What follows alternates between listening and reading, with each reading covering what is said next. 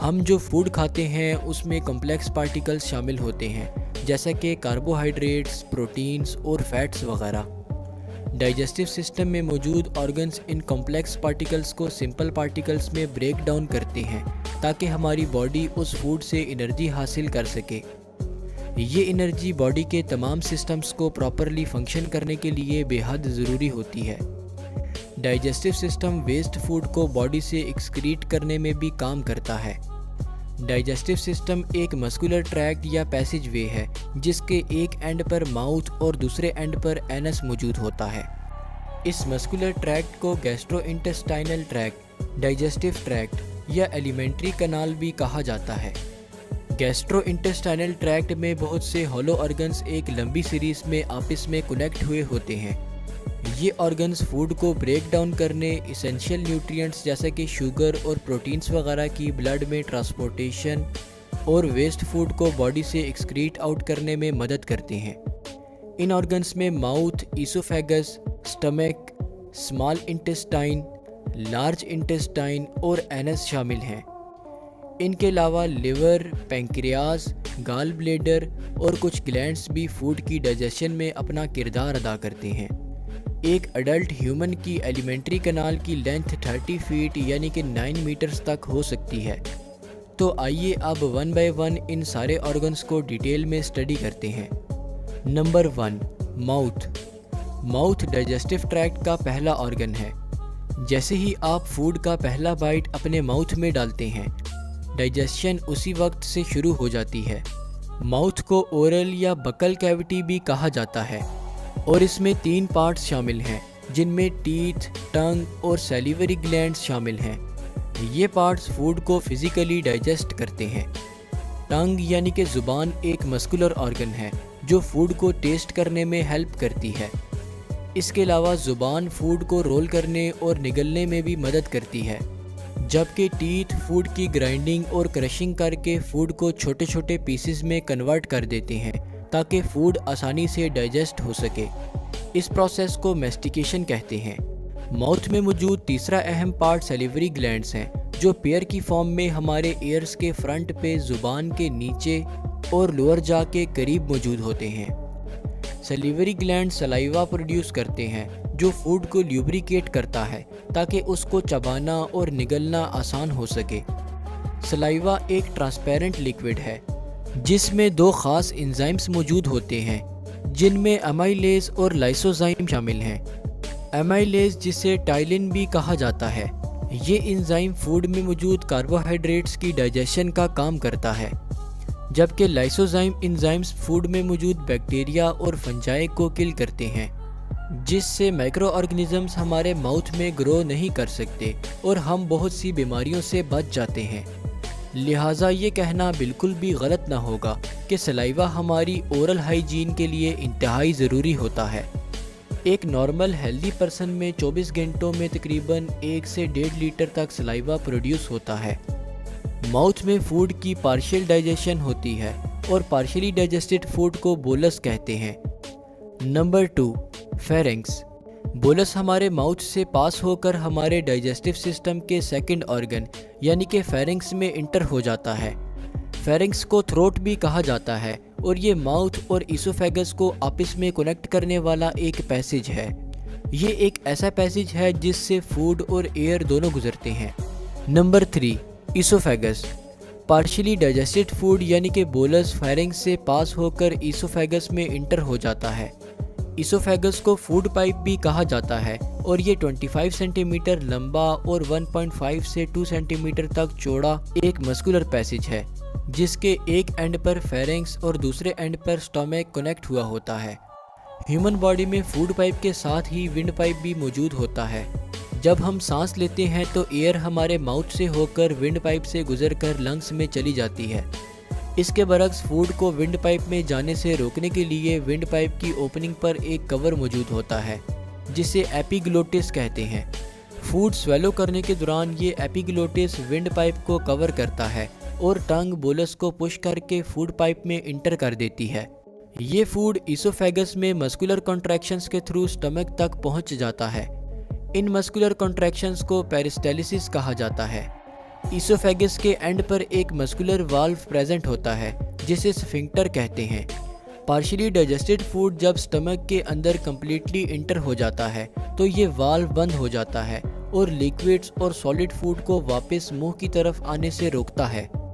अगर यही muscular contractions reverse में शुरू हो जाए तो उसे एंटी पेरिस्टालिसिस कहते हैं। इसकी वजह से वॉमिटिंग शुरू हो जाती है। Number 4, stomach. स्टमक एक sac like J shaped muscular organ है जो डायफ्राम के नीचे और एब्डोमेन में अपर लेफ्ट साइड पे प्रेजेंट होता है। स्टमक के नीचे लीफ शेप्ड ग्लैंड प्रेजेंट होता है जिसे पैंक्रियास का नाम दिया गया है। स्टमक के सामने लिवर प्रेजेंट होता है। लिवर के नीचे और एब्डोमेन में राइट साइड पर एक पियर शेप्ड ऑर्गन प्रेजेंट होता है जिसे गाल ब्लेडर कहते हैं। स्टमक पार्शियली डाइजेस्टेड फूड यानी कि बोलस को टेम्पररीली होल्ड करता है और उसकी कंप्लीट ब्रेक डाउन करता है ताकि ये फूड ब्लड में इजीली ट्रांसपोर्ट हो सके और इससे एनर्जी जनरेट हो।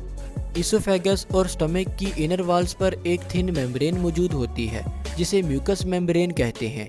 स्टमक में इस मेम्ब्रेन का नाम गैस्ट्रिक म्यूकोसा होता है और इसमें present epithelial cells gastric mucus secrete करते हैं। ये गैस्ट्रिक म्यूकस न सिर्फ फूड की ल्यूब्रिकेशन और ब्रेक डाउन में हेल्पफुल होता है बल्कि इसके साथ साथ स्टमक की इनर लाइनिंग्स को एसिड से प्रोटेक्ट करने का काम भी करता है। गैस्ट्रिक म्यूकोसा के एपिथेलियल सेल्स म्यूकस सिक्रीशन के अलावा मुख्तलिफ गैस्ट्रिक जूसेस भी रिलीज करते हैं।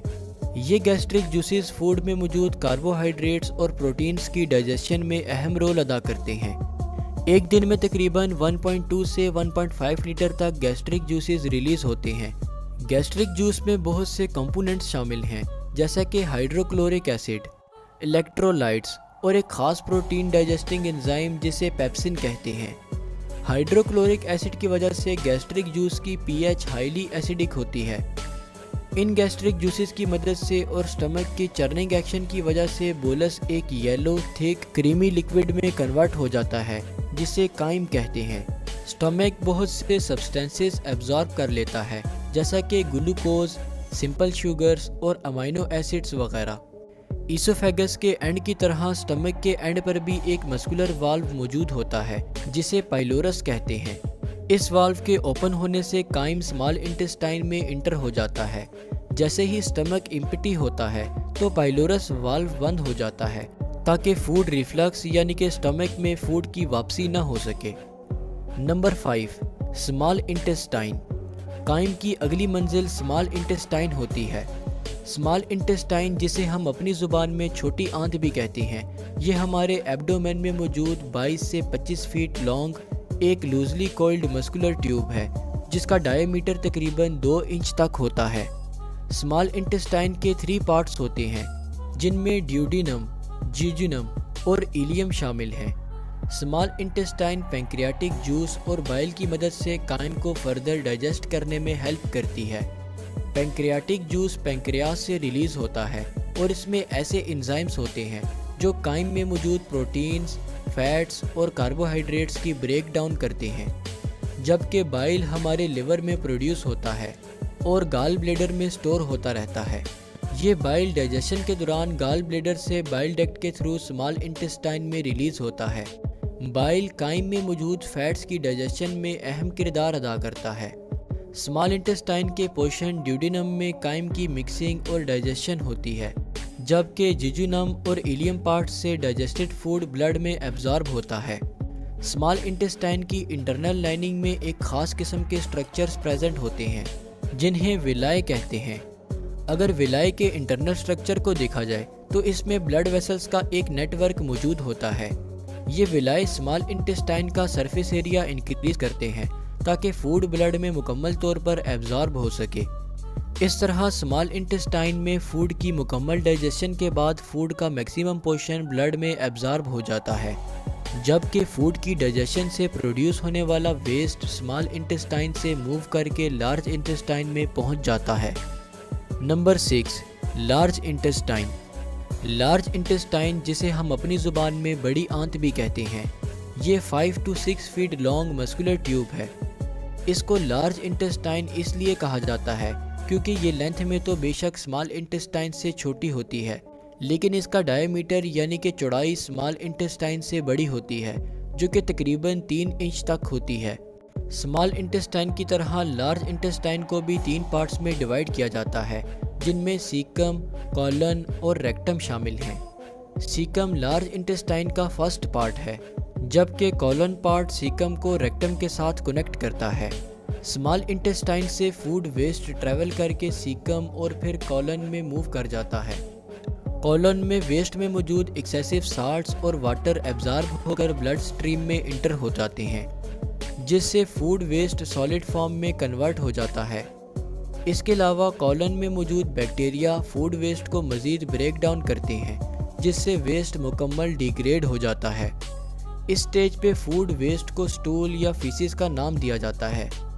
कॉलन से आगे लार्ज इंटेस्टाइन का थर्ड पार्ट शुरू होता है, जिसे रेक्टम कहते हैं। कॉलन दिन में 1 से 2 बार स्टूल को रेक्टम की तरफ डिलीवर करता है। रेक्टम 8 इंच का एक चैम्बर है, जो कॉलन और एनस को आपस में कनेक्ट करता है। कॉलन से स्टूल रिसीव करना, उसे टेम्परेरीली स्टोर करना और इसे बॉडी से एक्सक्रीट करना रेक्टम के अहम फंक्शंस में शामिल है। Number 7, anus. डाइजेस्टिव ट्रैक्ट का लास्ट पार्ट एनस है। एनस 2 एनल स्फिंक्टर मसल्स पे मुश्तमिल होता है, जिनमें इंटरनल और एक्सटर्नल स्फिंक्टर मसल्स शामिल हैं। एनस के अपर पोर्शन की लाइनिंग में एक ख़ास सेंसर मौजूद होते हैं, जो स्टूल कंटेंट को डिटेक्ट करके ब्रेन को सिग्नल सेंड करते हैं कि ये स्टूल सॉलिड, लिक्विड या गैस किस फॉर्म में है। जबकि एनल स्फिंक्टर मसल स्टूल की इवैक्यूएशन यानी कि बॉडी से एक्सक्रीशन को कंट्रोल करते हैं, क्योंकि ब्रेन से स्टूल रिलीज के सिग्नल्स रिसीव होने पर रेक्टम कॉन्ट्रैक्ट करता है और स्फिंक्टर मसल्स रिलैक्स करते हैं, जिससे वेस्ट आसानी से बॉडी से एक्सक्रीट हो जाता है। इसके बरक्स अगर ब्रेन से स्टूल रिलीज के सिग्नल्स रिसीव ना हो तो रेक्टम रिलैक्स जबकि स्फिंक्टर मसल्स कॉन्ट्रैक्ट रहते हैं। इस तरह स्टूल रेक्टम में ही स्टोर रहता है। यही वजह है कि जब हम सो रहे होते हैं तो हमारे internal sphincter muscles contracted form में रहते हैं, ताकि हमें बाथरूम ना आ सके, जबकि इंटरनल स्फिंक्टर मसल्स की रिलैक्सेशन होने से हमें बाथरूम की ज़रूरत पड़ती है, जिस दौरान स्टूल को टेम्परेरीली होल्ड करने के लिए हमारे एक्सटर्नल स्फिंक्टर मसल्स अहम रोल अदा करते हैं। तो होप सो आज की इस वीडियो से आपको कुछ ना कुछ ज़रूर नया जानने को मिला होगा।